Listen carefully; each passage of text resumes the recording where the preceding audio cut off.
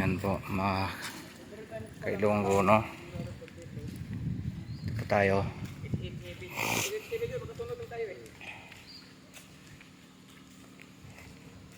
Malit lang kanilang hospital ito mga ilonggo, pero okay lang, mabait mga tao dito.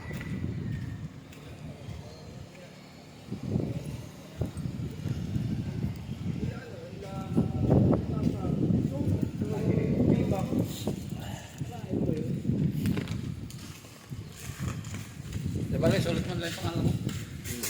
Sulat mo na lang. Diyan naman yan. Sulat pa tapos mo lang.